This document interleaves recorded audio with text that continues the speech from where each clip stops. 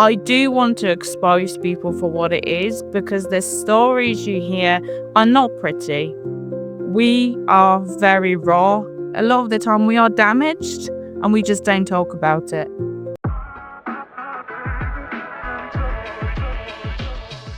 Hey squirrels, welcome to AVHD, where ADHD isn't some clinical diagnosis, it's just life. I'm AV, your always honest tour guide through this beautiful mess. Over here, we're not about fixing yourself. We're about figuring out how to actually enjoy your life as you are. So grab a snack and let's go. Welcome back, squirrels, to another episode of AVHD. Today, we're talking about a lot. Winning doesn't always feel like winning. Sometimes it feels like clawing your way back to square one. I think that sentence alone captures something that so many people experience but don't have language for, especially neurodivergent folk. Growth does not always feel like progress. Sometimes it feels like instability, grief, or exhaustion. Today, we're talking about resilience and what it actually is, what it isn't. When your nervous system, your body, and the systems around you aren't built for you. I'm joined today by Aleksandra Lowicka, who is a neurodiversity advocate, writer, and speaker. Ola was diagnosed with epilepsy in adulthood and experienced workplace discrimination under the UK Equality Act, won her case, and then had to rebuild her life from what she describes as square one. She writes about lived experience, sleep, nervous system regulation, self-advocacy, and what she calls the compounding power of one. So Ola, let's start right there. Welcome. Thanks for having me. So my story isn't pretty. I was diagnosed with epilepsy a month before my 24th birthday when I was at uni. And it was one hell of a journey. When I did leave university, some companies were really accommodating. They had risk assessments. But then something has shifted and I went into work for a company and the risk assessment wasn't completed. Unfortunately, I was terminated because I had something called an absence seizure. If you do not know epilepsy, it's not just falling down. The falling downs are the tonic-clonic seizures. The best way to describe is the T stands for the tense muscles and the C stands for conscious. So you lose your consciousness. Absence are the ones where you sort of turn away for a little bit. And that was really the catalyst of what's happened. This led to a year worth of suing. It wasn't pretty. It led me to just being by myself, sitting like a prune, getting therapy sessions. I had no money whatsoever, whilst the company was thriving. I had nothing. This was back in 2023. And then December 2025, and that was the 1st of December, I thought, okay, what am I doing with myself? I have so much to tell. I've been journaling since 2004. I was just jotting ideas down. And I love the neurodiversity community so much because they are so empathetic. I know so much about it because I've got my psychology degree. I've been going to recovery colleges to help with my mental health. And I thought, well, people already want to treat my story like a Netflix drama. So I might as well just say it how it is. And I don't like to fluff about. I do want to expose people for what it is because the stories you hear are not pretty. We are very raw. A lot of the time we are damaged and we just don't talk about it. But I do want to make the uncomfortable comfortable for those who are not speaking already. So I thought, okay, I reflected on the time I was in the hospital. During that time, I was told that I will need plastic surgery on my eye. It was black, really black. And I was told that my partner beat me or something like that. That wasn't the case. It was simply because I had a seizure. And the one thing I thought about was when the medication got regulated, I woke up and I thought, I took a single breath. Girl, I'm alive. And then it sort of started to pile up to one.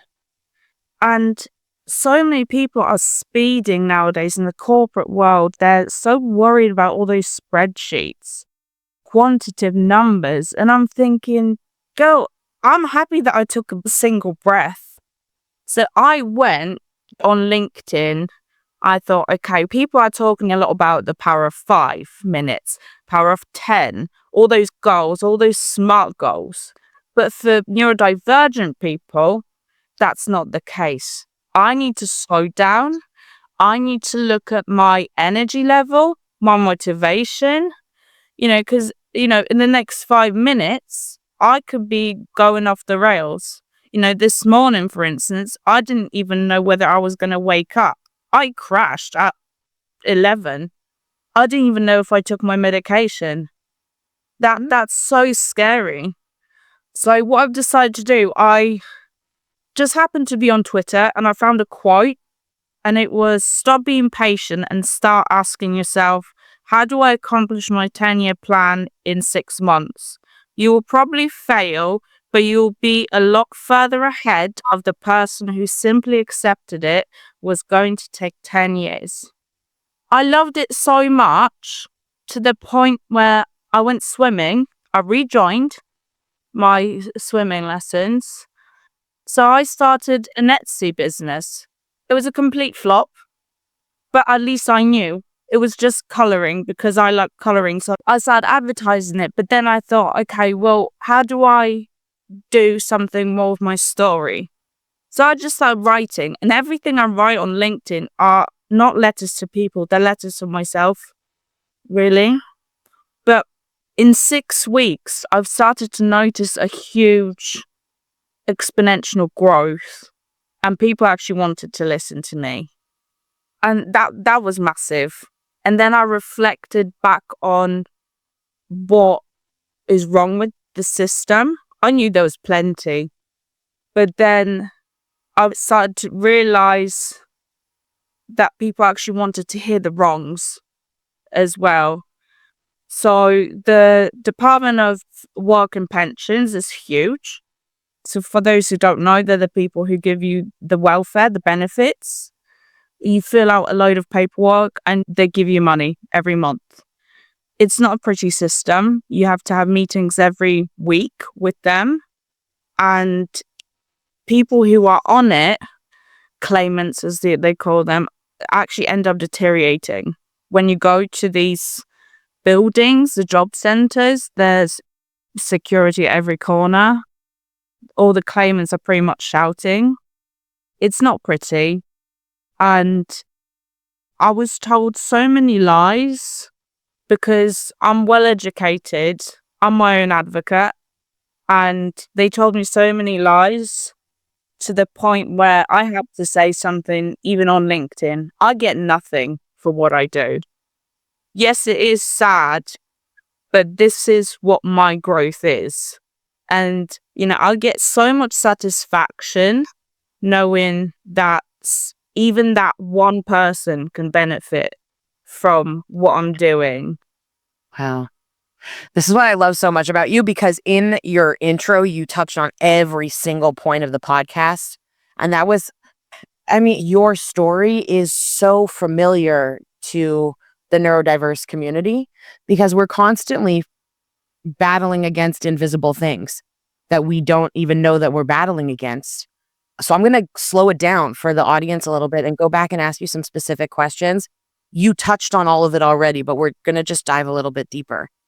When you're looking back over the last 4 years, the diagnosis and the legal case and the benefit system, and starting to write publicly, like really stepping into that incredible bravery of like, fuck it. Listen, we're just going to talk about what we need to talk about.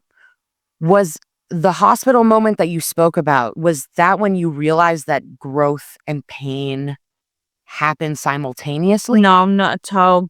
So before, when I was little, I always said I wanted to write a book. And I do believe I've got undiagnosed dyslexia, which is a little bit odd for someone who's got that.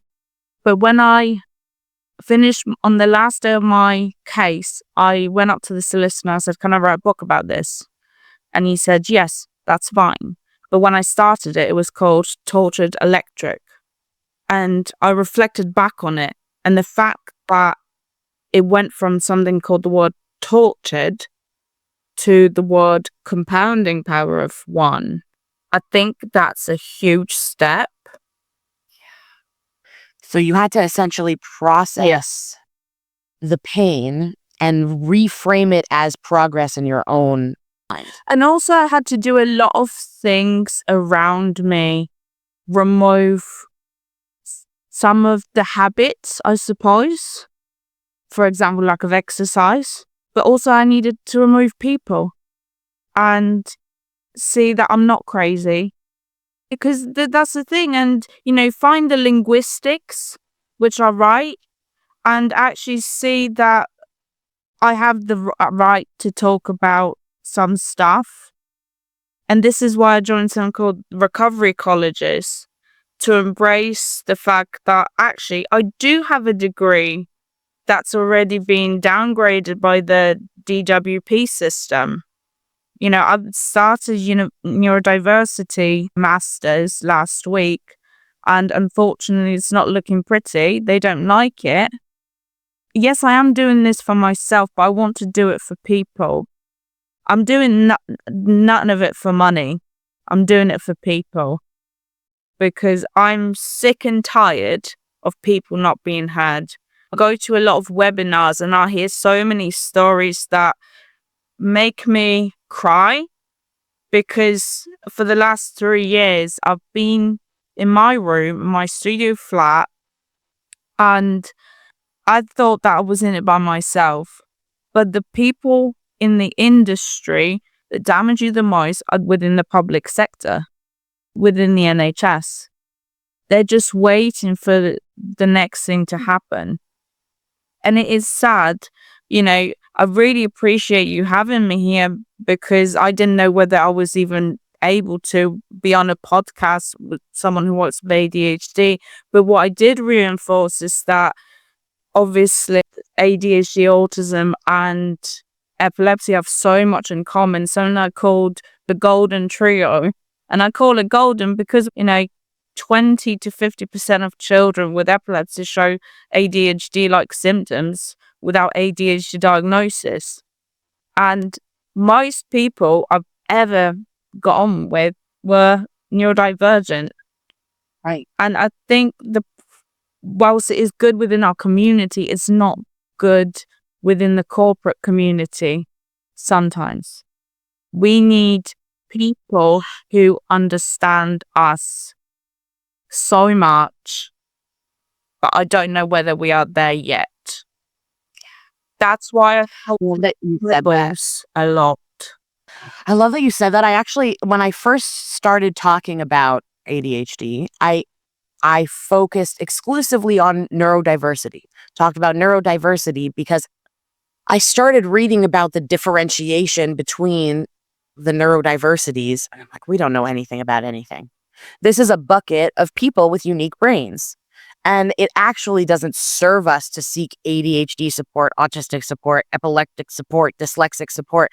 It serves us to seek neurodivergent support because we're able to form a much stronger, broader community that celebrates each other's strengths and compensates for each other's weaknesses. And I got a lot of pushback. They were like, neurodivergent sounds like a robot. And I was like, cool.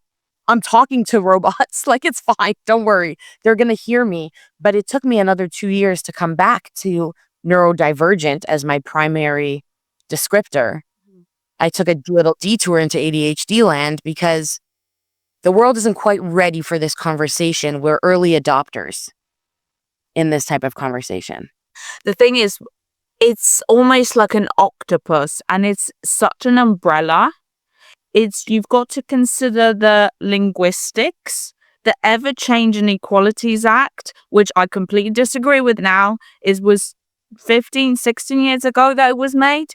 But when I found out that when the Epilepsy Society gave me a separate one for epilepsy, I went mental.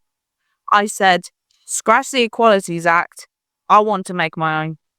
ultimately, if I'm about in my 50s, maybe I'll get there.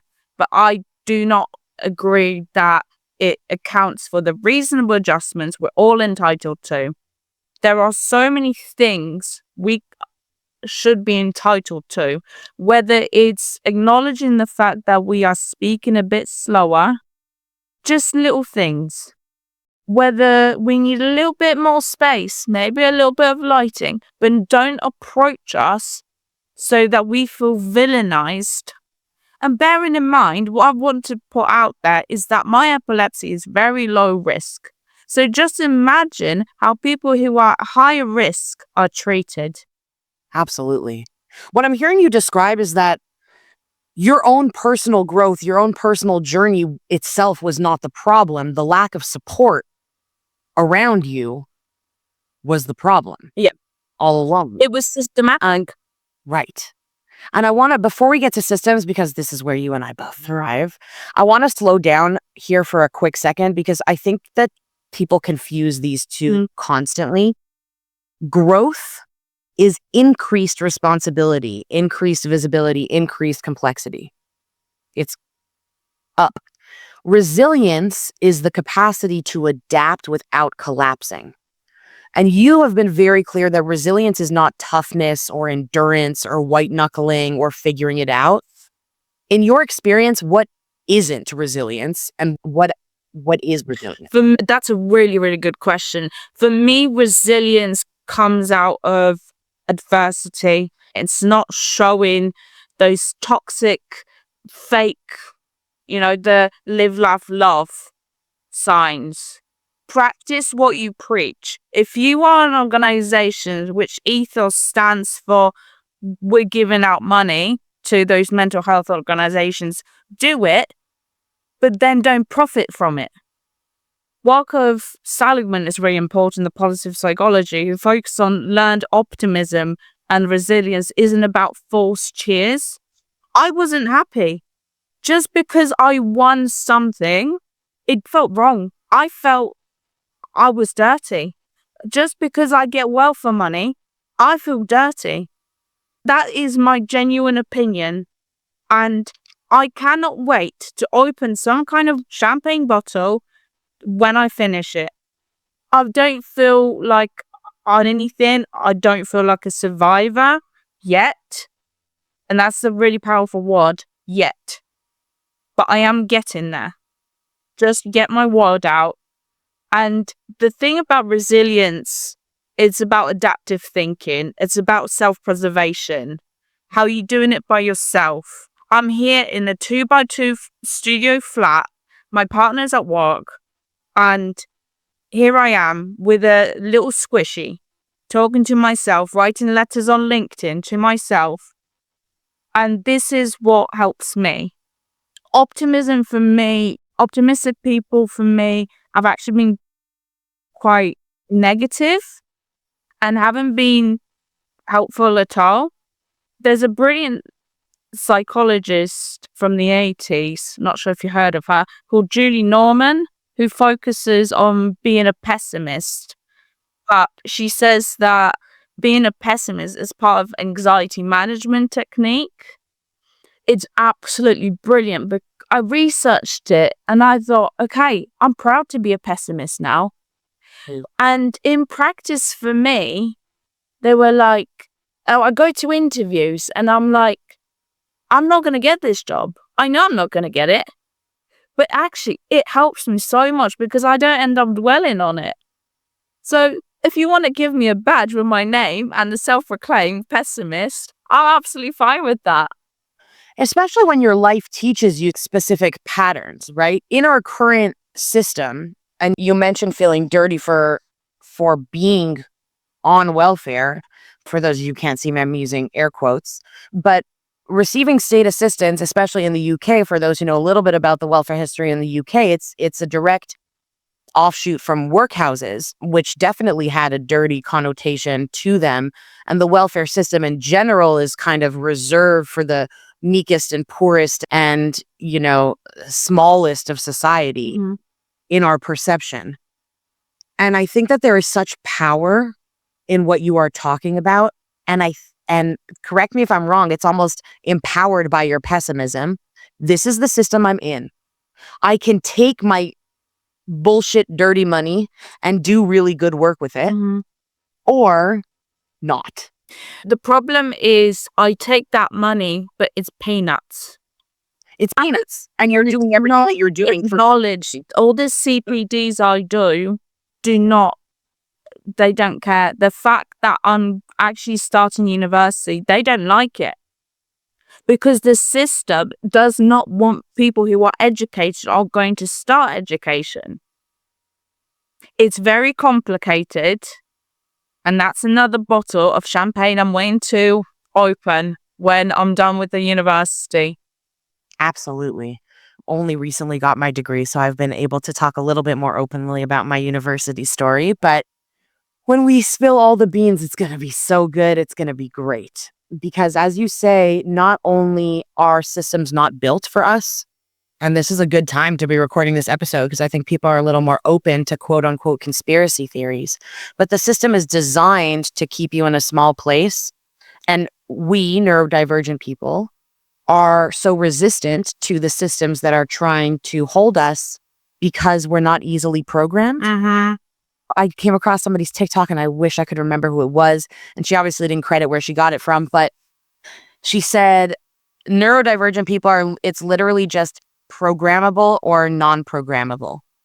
That's neurotypical, neurodivergent. The majority are going to be easily programmed. You go through the system, you go through the schools, you go from school to bigger school, you go from big school to big job. You're working the same hours every day. You punch your clock, you get your money, you go home, you eat your spaghetti, you wake up tomorrow, you do it all over again. Neurodivergent people are not easily programmed, and we're constantly pushing against the constraints of a system. And the way that systems respond to that is by pushing back. I agree. I mean, what I find really problematic, and it again is a systematic issue, is that big corporate companies and things like DWP, they do, and they box people. It's called compartmentalization. That's the one. That word, Diane, it has too many consonants. And in the UK, when I first started the welfare system, they looked at my CV and said, "Oh, so you want to be a social worker?" I thought, well, hang on a moment. Where did you get that from? But in the UK, they can only put you in 6 categories of work. So things like retail, hospitality. So I thought, okay, no, I'm not going to get angry at them. I'm going to go back. That was part of growth. Previously, I would have been like, no, screw you. But I went back and I thought, okay, well, let's write a little piece about this. And I thought, okay, so the first box acknowledges the tick off CVs. And the second box is the second compartment is the epilepsy. It could also be ADHD, autism, and all the needs. The second box is not acknowledged by the DWP, but when the 2 boxes meet, it doesn't align with the system, and it almost creates a flood. So what I decided to do is I chose the flood. I'm going to go in that flood. I'm going to challenge every institution, challenge every policy possible, because I'm sick and tired of being silent. And even if I help that one person, I'm absolutely happy with that. And this does not just apply to epilepsy. It applies to every single person within the disability community. Because what's happening now is if you lose 1 point, again, going back to 1, on the disability scale, you lose so much money. And a person in UK pays £1,000 a monthly extra than a non-neurodivergent person. This means the poverty is going to go up. And I've written to the government 3 times already, and I got no replies. So that tells you everything. So essentially, you found something that caused you great discomfort. You describe it as a flood of and I think all neurodivergent people, all people know this moment of, I cannot do a single more thing. Yeah. I just can't. But instead of interpreting that, let's call it discomfort, as a sign that you were broken, you interpreted it as a signal that something needs to be redesigned. Absolutely. And I think that came from the fact that I was brought up on 3 channels back in the days. There was only politics and 3 hours of cartoons. And the fact that I have my psychology degree and I have got a single room and a single tablet. That's all I have. So I thought, no, I can't do this. Let's combine the 3 and just speak out about it. And it was almost like a Formula One. There are so many people who do not have the guts, I would say, and are maybe at a very early stage of their diagnosis. Some of them are in the denial stage as well. They have so many barriers, such as financial. Maybe parents are in denial as well. They don't have the partner who's a supporting one. I'm very lucky I've got a supporting partner. So, yeah, I'm choosing the flood. And if I go into deep waters with it, I'm willing to do it. It's not easy and it's strain on me. And God knows how I've been over 1 year seizure free. That's incredible. Everything I'm saying sounds a little bit existential, like it's out of some kind of Netflix documentary, but it's an everyday struggle. But it's honestly what everyone seems to be going through within the neurodivergent community. 100%. The word that was repeating in my mind as you were talking was impervious. And I was like, I don't even think I really know what that means. So I looked it up. Impervious is not allowing fluid to pass through. And I was like, yeah, that's you. I like the pebbles analogy. How I'm This has to be Yeah, I'm feeling. So there are many people. You have a jar, right? And it comes from the learning theory. But I feel like at the moment there are other people are those pebbles, right? But I'm feeling the sand. With every word, I'm feeling it, so that people end up having their own voice. 100%. And I think as neurodivergent people, we are particularly complex. I'm going to bring people in case they're not in our minds. The analogy that we're jointly discussing is when, I don't know if you've seen this, when we're talking about time or when you're talking about consumption, the first thing you put in an empty jar would be large rocks and then small pebbles and then sand, and then water will still fill in the cracks in that. So the large rocks normally are the things that are immovable. And if you're talking about human beings as the pebbles, you normally put in one person is a pebble.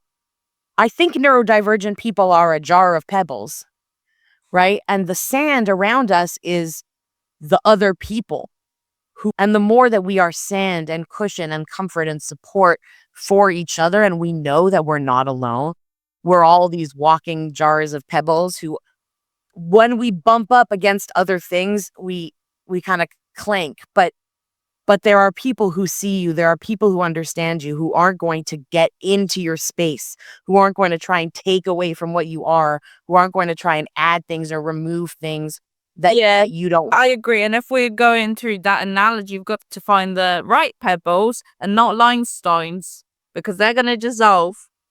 Exactly. I love my analogies and my stories. Detailed. And then if the system is the water, it can flow around us. Our sand will cushion us, but it's not going to break the pebble. It will, however, dissolve the limestone. Love that. If y'all just follow this analogy, you're in the right place. Welcome to AVHD. You have found the correct podcast for you. If you didn't, that's okay. Listen again. Maybe it'll make more sense the second time. What kind of holiday are you going on? You said that it's kind of feels a little bit existential, which it's true, and we'll get a little bit practical right now. But for somebody who's sitting and listening to you, and this does not feel possible, my goddaughter actually reached out to me this morning. She was listening to an episode of the podcast where I said that if there are people around you who don't understand and appreciate the brilliance of your brain, you should remove those people from around you. And she texted me, am I the person who doesn't appreciate the beauty and brilliance of my brain? And I said, yeah, you really, really are. And I know I had that time and had to go through that process of appreciating the beauty and brilliance of my brain, because it doesn't feel that way when you're just trying to push through. Did you have that type of moment as well? I was always really independent. The complexity with me is that people in my family are very much in denial of my epilepsy. I'm not allowed to talk about it. So everything I've ever done was through me. Yeah. Including this. Yeah. And you talk about the compounding power of one. So let's talk a little bit about let's break resilience down into how that's actually built. What changed in your life that required new supports, even if it didn't look dramatic from the outside? Funny enough, it was actually, I woke up and I thought I'm going to go to a careers fair. And I just came across this lady. I was half asleep. She was a therapist. And she said, just join some courses. And I thought, okay, well, they're going to charge me, aren't they? It's just another company. I gave them a ring and they said, just come along. Let's do a few courses. The first course was Pathways to Mental Health. And it was 7 courses, twice a week. And it was amazing. I thought it was going to be a load of porkies. I am telling you. And there was just me like, how am I spilling everything? I was unbelievable. And I'm getting to the point when I've done over 20 courses now. So much about people, the beauty of community. Even if I don't want to talk, I can just sit around and squish a little scrunchy if I want to. But at least I'm hearing that I'm not the crazy one. And there are people who have absolutely awful stories sometimes, but also they like hearing that I have something to say, because I tend to be the baby in the room as well. I love it. And that was what really broke me. And I thought, no, I've got to share even more, even for the purpose of doing what we're doing now. I love that so much, that the first change for you was being more you. Mm-hmm. And also, there are so many recovery colleges that are kind of advertised and they have different approaches. My local one focuses on more creativity. So once a week, you pop and you do a bit of cooking. And what's really interesting is that I'm not even mentioned my name once. I have a sticky note with my name, and I've not even once mentioned my diagnosis. No one knows apart from the facilitators for health and safety reasons. And this was the only institution I've ever met in UK that's not asked me to recall my story 5 times so that it felt like a Netflix story. I went in as if I was my old self. You went in like a real person? Yeah, I felt like non-neurodivergent, but I know that, I've got this electric brain. It felt really odd, and I'm not very good at building trust, but I felt like I built trust so quickly, and that was very strange. So, this whole journey of resilience and growth and everything in between just was very sporadic, and I had to do it by myself. It's a bit like weight loss. No one's going to lose it unless you're going to do the work. 100%. You said that you're not very good at building trust. I'm going to just push back on you a little bit there. You built trust very quickly in an environment that was safe. So you are good at building trust so long as the required people are there for you to build trust with. Yes, and that's a really good point you're making there, because I knew that people who were there were also, for the best, broken and had a story to tell, even when they were silent. But as soon as I walk out, you see people who are constantly rushing, who are there just for their spreadsheets, and then you come back in. And yeah, I'm paying for those tickets out of my welfare money, but it was 100 times more than me being out on the outside with the corporates, because I'm gaining so much more. And they're also gaining a lot from me, I hope, anyway. I'm sure. If resilience starts with stabilization, what became non-negotiable for you? Biology, my nervous system. When I got to the point where I got burnt out and I started to get ruminations, I thought, no, I've got to stop, because then I got seizures. I had 25 seizures in a single year. That was horrendous. I was like, no, screw you, cognitions. Let's look at the way I function. Let's go back to the drawing board and look at my polyvagal system. How am I sleeping? Am I exercising? Am I exercising too much? Am I sleeping too much? Because for a neurodivergent person, for me, for instance, I need to sleep for a lot longer. And after a seizure, I sleep for about 14 hours. So that's the difference. Am I eating the right things? And if I am I taking someone else's advice as to what to eat? So again, that's the whole umbrella you've got to take into account. Should I be taking their advice or my advice? It's a whole thing. So the stability came when my nervous system was fine. And that's when the mental health started to get stabilized. Otherwise, I wouldn't have been able to do any of it. And with the stability also came the right amount of medication. And for anyone who is on medication, it can take months to stabilize. 100%. Especially if, like me, you refuse to take your medication properly at the beginning for a while to kind of see if you really need the full dosage. Maybe you could take it every other day. Don't. Take your medication as prescribed. Go through the process. Test it out. See what needs to be adjusted. Don't be like me. I'm very anti-med. So I never took medication. Always refused to take my cod liver tablets when I was little. And I couldn't stand it. See, that's why you're like this. Honestly, Cod liver ain't fix you right up. So, and the fact that I now take 14 tablets a day, and I even refuse to take things like paracetamol. So this is really odd. So I only take stuff I need. Absolutely. You only take stuff that you need. In a hot second.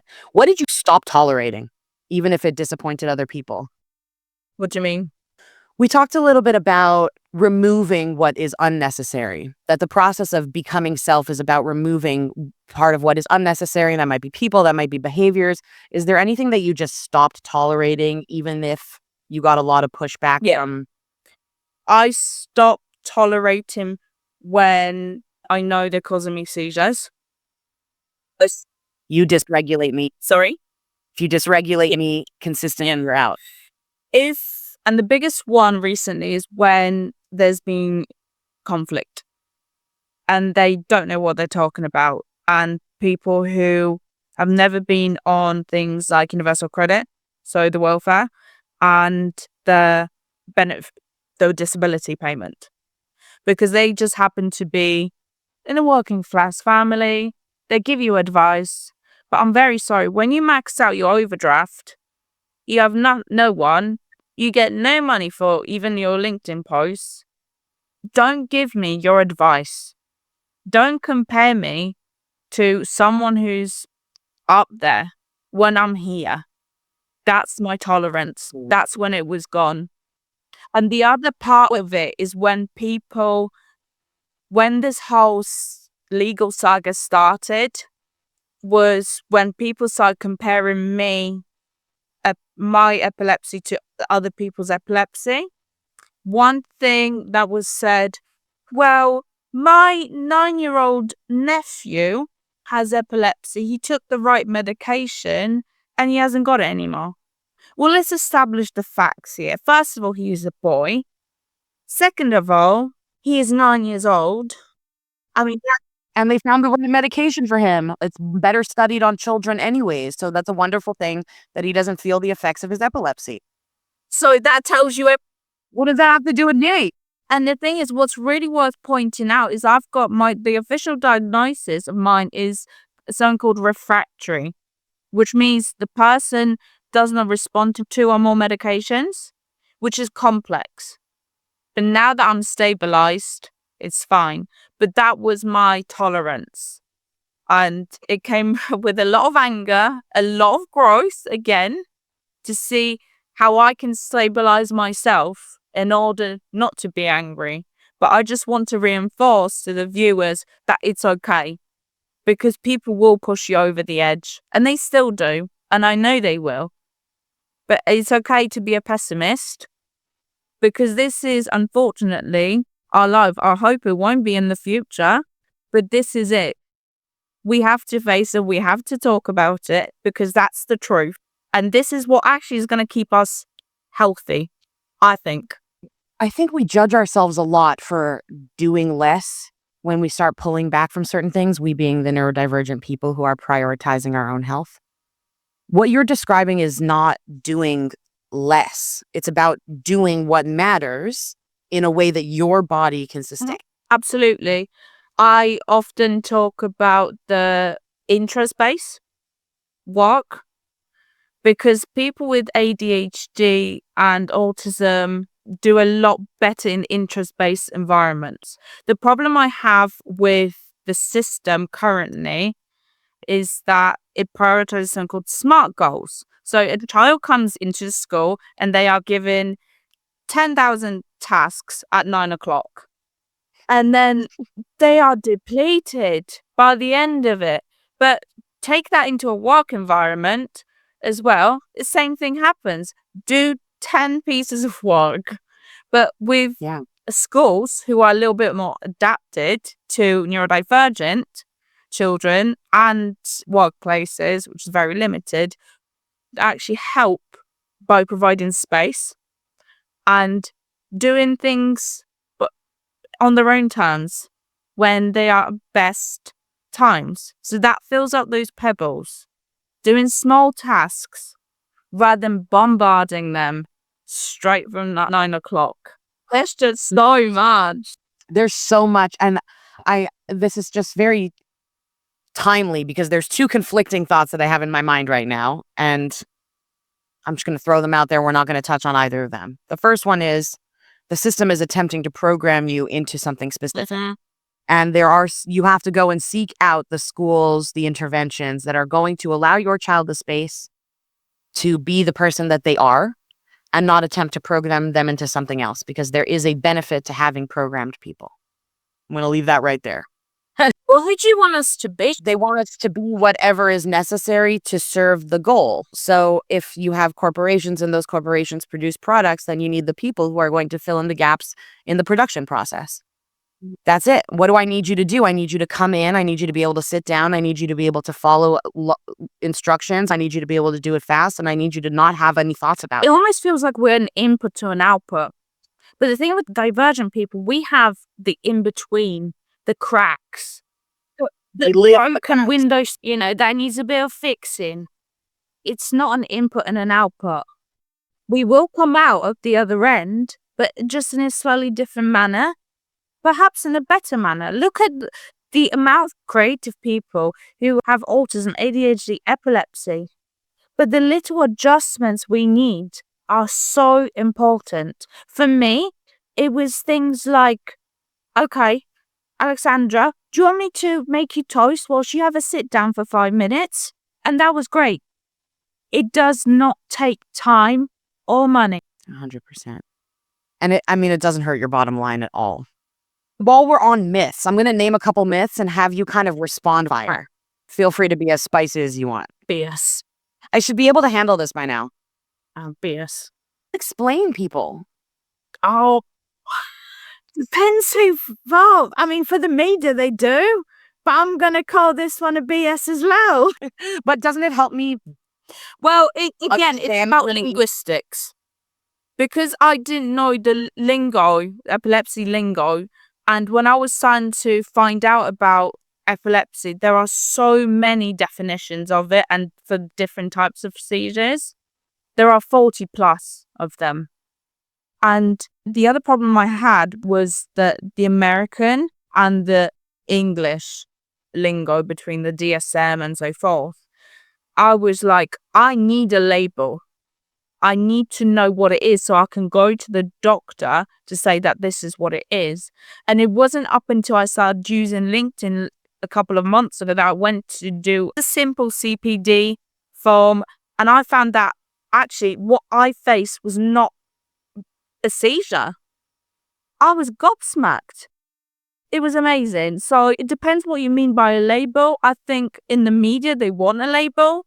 I want a label for myself so that I can help myself. Some people have a label and they are in denial of it. So it depends the way you perceive it. My label is a resource. It's not who I am. Okay.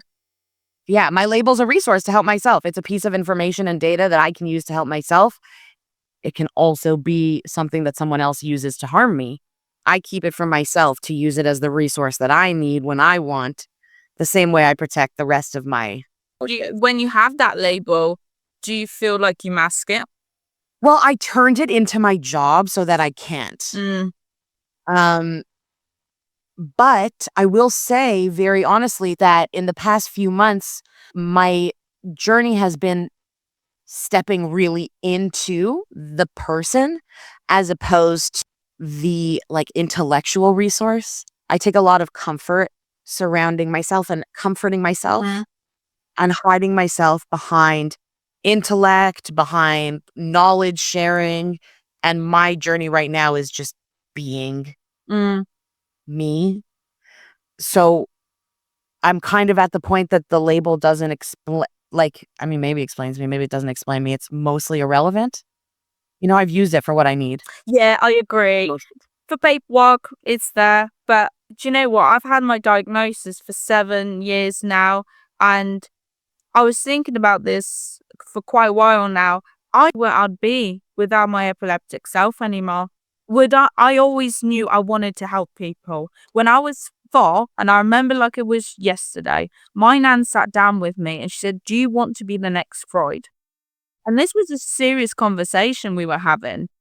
And that's why I went into psychology. Because I love talking to people. But because there are so many areas within psychology, it was really hard for me to break through. And going out, with epilepsy, I was like, I just can't do this. I broke down.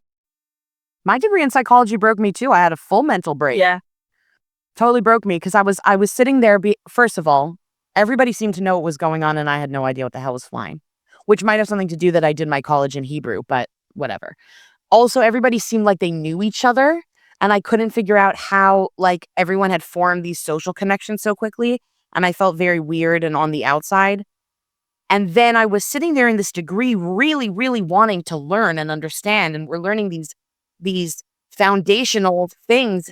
And I was like, there is no way that what we are learning here today is enough to actually understand anything about what you're trying to tell me that you think you understand, that I'm supposed to understand from your limited understanding of the minimal thing that you're trying to teach me.